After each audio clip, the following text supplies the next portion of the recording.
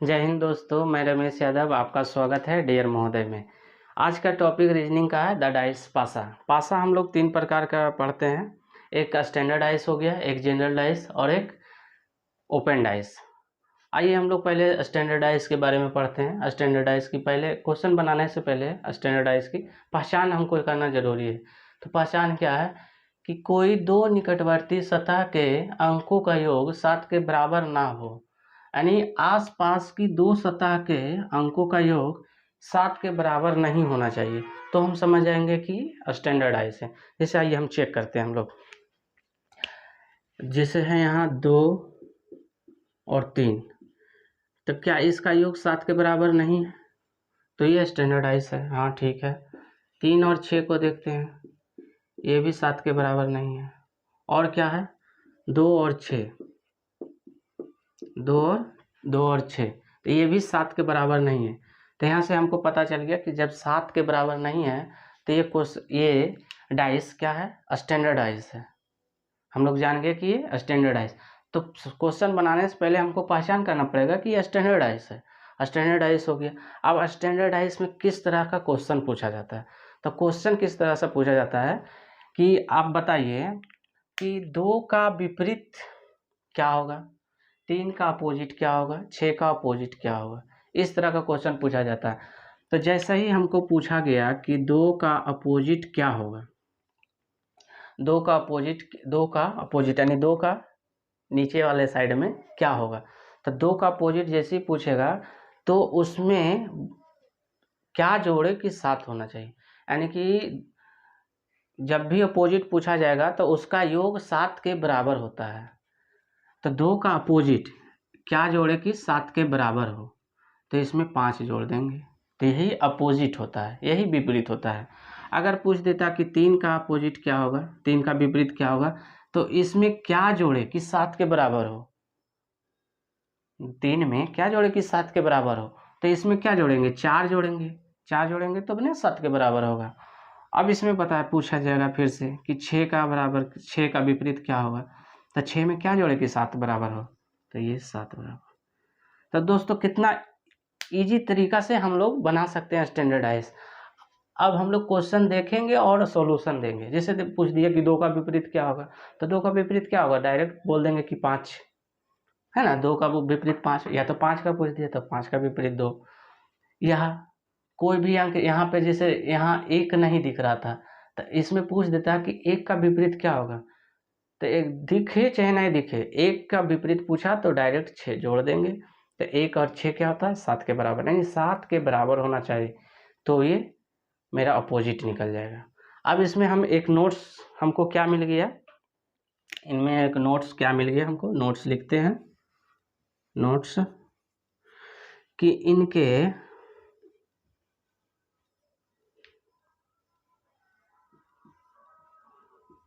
विपरीत सतह के अंकों का योग 7 होता है। 7 होता है। क्या इनके विपरीत सतह के अंकों का योग 7 होता है?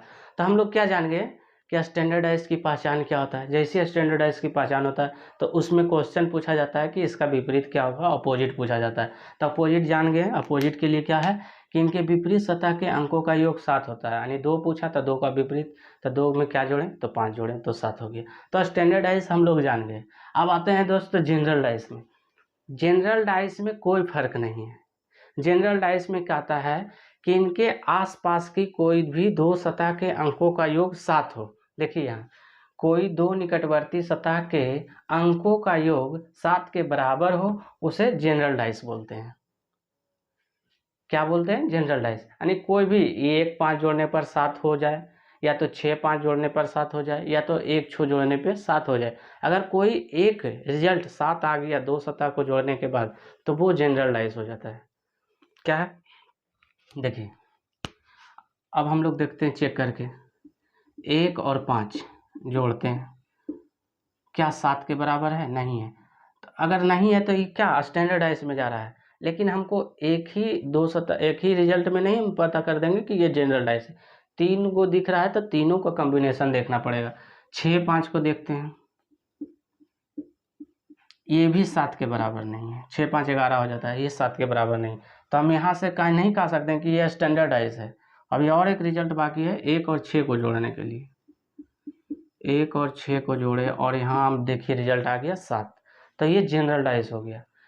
तो स्टैंडर्डाइज हो गया, जनरलाइज की पहचान पहले करना है, उसके बाद ही हमको कोई क्वेश्चन बनाना है।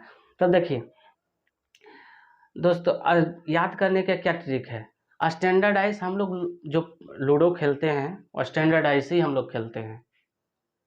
और जनरलाइज का योग 7 हो गया, तो ये जनरलाइज में क्वेश्चन किस तरह पूछा जाता है। देखिए इसमें भी पूछा जाता है कि 1 का विपरीत क्या होगा, 1 का विपरीत क्या होगा। तो 1 का विपरीत इसमें जब भी पूछा जाएगा तो आसपास की जो 2 सतह है, ये 6 5 को छोड़कर बाकी जो संभावना है, जैसे क्या है 2 बचा, 3 बचा, 4 बचा, तो ये हो सकता है 1 का अपोजिट। नेक्स्ट 5 का अपोजिट अगर पूछ दिया जाए तो 5 जैसे पूछा तो आसपास की ये दो सतह का अपोजिट नहीं होगा। तो 1 और 6 को छोड़कर बाकी संभावना क्या बचा मेरे पास, 3 2 4, बाकी 5 का अपोजिट। तो इसी तरह 5 का अपोजिट पूछा तो 1 और 6 को छोड़कर क्या बचा, 2 3 4। दोस्तों हम लोग यहाँ पर देख लिए कि स्टैंडर्डाइज का फ़र्क क्या है और जनरलाइज का फ़र्क क्या है। स्टैंडर्डाइज में क्या था कि कोई भी 2 सतह के आसपास के 2 सतह के अंकों का योग 7 के बराबर ना हो तो स्टैंडर्डाइज है। पहले पहचान करेंगे, उसके बाद फिर क्वेश्चन पूछेगा कि इसके विपरीत क्या होगा। तब विपरीत हम लोग जानते हैं कि विपरीत सतह के अंकों का योग 7 होता है। कोई भी 2 पूछे तो 2 का विपरीत 5 जोड़ेंगे तो 7 होगा। उसके बाद देखिए यहाँ जनरलाइज है, जनरलाइज में कि कोई भी 2 आसपास के सतह का योग 7 होता है। तो यहाँ एक कोई 2 सतह 7 हो गया, तो ये जनरलाइज हो गया। तो आइए हम लोग आते हैं, आइए देखते हैं क्वेश्चन कि निम्न में से कौन सा स्टैंडर्डाइज है। तो हम लोग जानते हैं स्टैंडर्डाइज का मतलब पहचान क्या है कि कोई भी आसपास की सतह का 2 आसपास की सतह का योग 7 के बराबर ना हो तो वो स्टैंडर्डाइज है। तो यहाँ देखते हैं इसको फर्स्ट में ही 1 + 6 ये 7 के बराबर हो गया, तो ये स्टैंडर्डाइज नहीं है। यहाँ देखिए 4 और 3 7 हो गया, 4 3 7 हो गया, तो ये स्टैंडर्डाइज नहीं है। स्टैंडर्डाइज के बाद बोला गया कि कोई भी 7 के बराबर ना हो, तो ये भी नहीं होगा, ये भी नहीं होगा। इसको चेक करते हैं। देखिए यहाँ 2 और 5, 2 5 क्या हो गया, 7 हो गया, तो ये भी नहीं है।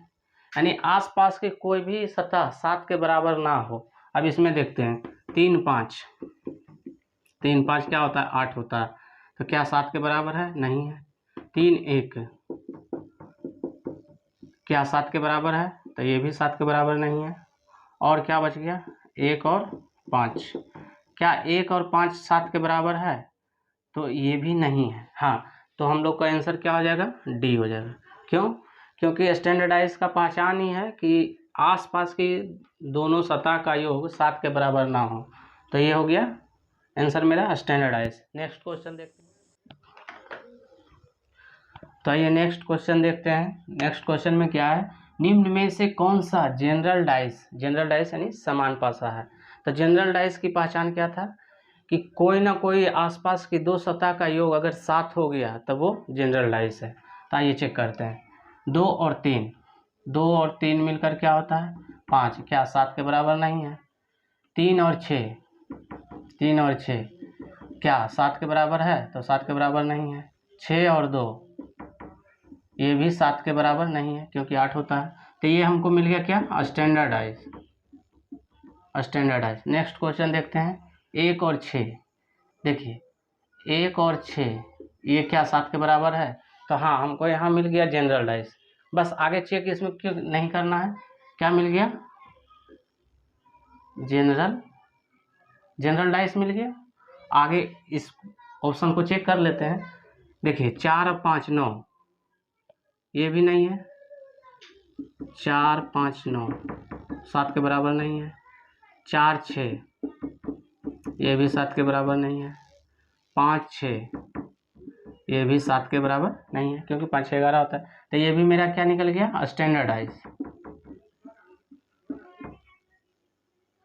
स्टैंडर्डाइज। अब आगे नेक्स्ट इसको चेक कर लेते हैं। 1 और 5 ये भी 7 के बराबर नहीं है। 1 और 4 ये भी 7 के बराबर नहीं है। और क्या, 5 और 4 ये भी 7 के बराबर नहीं है। तो ये भी मेरा क्या निकल गया, स्टैंडर्डाइज। स्टैंडर्डाइज यानी कि फर्स्ट में भी मेरा स्टैंडर्डाइज निकल गया, क्योंकि स्टैंडर्डाइज का पहचान होता है कि तीनों आसपास की सतह का योग, दो आसपास सतह की योग 7 के बराबर ना हो। यहाँ भी 7 के बराबर ना, स्टैंडर्डाइज मिला, यहाँ भी स्टैंडर्डाइज मिला। लेकिन हमको 1 और 6 तुरंत मिल गया 7, तो ये जनरलाइज हो गया। तो मेरा आंसर क्या हो गया, बी। बोला गया है निम्न में से कौन सा स्टैंडर्डाइज यानी मानक पासा नहीं है। स्टैंडर्डाइज नहीं है इसका मतलब क्या है, जनरलाइज है। क्वेश्चन इसमें हमेशा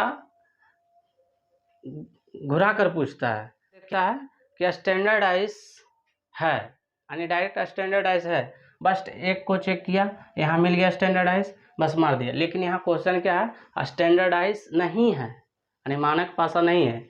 एग्जाम में हमेशा अपोजिट करके पूछ देता है। तो देखिए चेक करते हैं, 3 और 5 8 होता है, 3 5 8 होता है, 7 के बराबर नहीं है। चलिए आगे देखते हैं, 3 6 9, 3 6 9 होता है, ये भी 7 के बराबर नहीं है। 5 6 ये भी 7 के बराबर नहीं है। तो यहाँ से स्टैंडर्डाइज मिल गया। तो लड़का लोग क्या देखता है, डायरेक्ट स्टैंडर्डाइज है, बस मार देता है, यहाँ गलती हो जाता है। आगे पूरा क्वेश्चन नहीं पढ़ पाता है कि स्टैंडर्डाइज नहीं है। आगे क्वेश्चन देखते हैं, 1 और 2 3, 1 और 4 5, क्या ये 7 के बराबर हो रहा है, कोई नहीं हो रहा है 7 के बराबर। 2 4 6 होता है, 7 के बराबर नहीं, ये भी स्टैंडर्डाइज है। 2 और 6 7 के बराबर नहीं है। 6 और 3 ये भी 7 के बराबर नहीं है। और क्या, 2 और 3 ये भी 7 के बराबर नहीं है। देखिए हम लोग को तीनों स्टैंडर्डाइज मिल गया और क्वेश्चन पूछा था स्टैंडर्डाइज। स्टैंडर्डाइज नहीं है तो डायरेक्टली आंसर हम ये दे सकते हैं, क्योंकि हम 3 चेक कर चुके हैं। अब टाइम बचत करने के लिए हमको ये चेक नहीं करना है, या तो फिर फिलहाल अभी हम लोग चेक कर लेते हैं। देखिए 1 और 6 जोड़ेंगे तो 7 हो गया, तो ये मेरा निकल गया जनरलाइज। Generalise generalise. अब बाकी सब क्या है, स्टैंडर्डाइज। ये भी स्टैंडर्डाइज निकल गया, ये भी स्टैंडर्डाइज निकल गया। लेकिन स्टैंडर्डाइज लिखा था, लेकिन आगे क्या बोला, नहीं है, स्टैंडर्डाइज नहीं है। तो हम लोग जनरलाइज पे मारेंगे। नेक्स्ट क्वेश्चन देखते हैं। आगे बोला गया, नीचे एक पासे का प्रारूप दर्शाया गया है, अंक 5 का विपरीत पूछा गया। अंक 5 के विपरीत फलक पर कौन सी संख्या होंगी, यानी 5 का विपरीत पूछा गया है। तो हमको पहले यहाँ चेक करना पड़ेगा कि स्टैंडर्डाइज है या जनरलाइज है, तभी हम लोग ट्रिक लगा सकते हैं। तो देखिए जनरलाइज है या स्टैंडर्डाइज, 2 और 5 जोड़ते हैं तो क्या होता है, 2 और 5 7 के बराबर हो रहा है, यानी कि ये जनरलाइज है।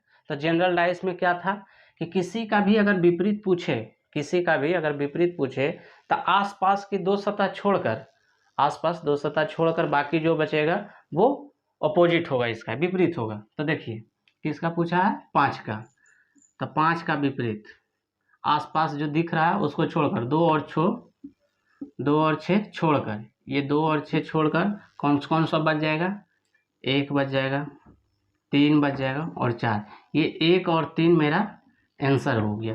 तो 1 3 4 किस में है, सी में है, 1 और 3 सी में। तो ये मेरा आंसर सी हो गया। आगे क्वेश्चन है, नीचे एक पासे का प्रारूप दर्शाया गया है, अंक 4 के विपरीत फलक पर कौन सी संख्या होगी। 4 का विपरीत पूछा गया है, 4 का विपरीत, 4 का विपरीत। तो हम फिर चेक करते हैं कि ये जनरलाइज है या स्टैंडर्डाइज है, उस हिसाब से बनाएंगे। तो 4 और 3 देखिए 7 हो जाता है, 4 और 3 7 होता है, 7 के बराबर है। इसका मतलब ये जनरलाइज फॉलो कर रहा है। तो जनरलाइज के फॉलो विपरीत क्या पूछता है क्वेश्चन, कि आसपास की दो सतह छोड़कर, किसका पूछा गया है, 4 का, 4 का पूछा गया है। तो आसपास की दो सतह छोड़कर यानी 3 और 5 ये दोनों छोड़कर बाकी सब विपरीत हो सकता है। तो कौन कौन हो जाएगा, 1 बचा हुआ है, 2 बचा हुआ है और क्या, 6 बचा हुआ है, 1 2 6, ये मेरा आंसर हो गया। तो ऑप्शन में कहाँ, बी में। ये मेरा बी हो गया। दोस्तों अगर वीडियो अच्छी लग रही है तो आप लाइक और शेयर कर दीजिए। हाँ, अगर आप नया हैं तो सब्सक्राइब कर लीजिए, क्योंकि इस तरह का वीडियो आपको मिलते रहेगा। आइए नेक्स्ट क्वेश्चन देखते हैं 6 में। नीचे एक पासे का प्रारूप दर्शाया गया है। अंक 2 के विपरीत फलक पर कौन सी संख्या होगी? 2 के विपरीत पूछा गया है, यानी इसका विपरीत 2 का। तो फिर चेक करते हैं यह स्टैंडर्ड डाइस है या जनरल डाइस। तो 2 और 4 जोड़ते हैं तो 7 के बराबर नहीं है। 2 और 6 जोड़ते हैं तो ये भी 7 के बराबर नहीं है। 4 और 6 जोड़ते हैं, 4 और 6 जोड़ते हैं तो ये भी 7 के बराबर नहीं। तो ये मेरा स्टैंडर्डाइज को फॉलो कर रहा है। तो स्टैंडर्डाइज का हम लोग क्या जानते हैं, जैसे विपरीत पूछता है, अपोजिट पूछता है, तो उसका योग 7 के बराबर होना चाहिए। इसका विपरीत 7 के बराबर होना चाहिए। तो इसमें क्या जोड़े कि 7 के बराबर हो? क्या 5 जोड़ेंगे, 2 में क्या जोड़े? 5 जोड़ेंगे तो 7 के बराबर होगा। तो 7 के बराबर होगा नहीं, आंसर मेरा क्या हो गया? 5। तो 5 ऑप्शन में कहाँ? ये आंसर सी हो गया। तो मेरा आंसर सी हो गया 5। Thank you for watching video.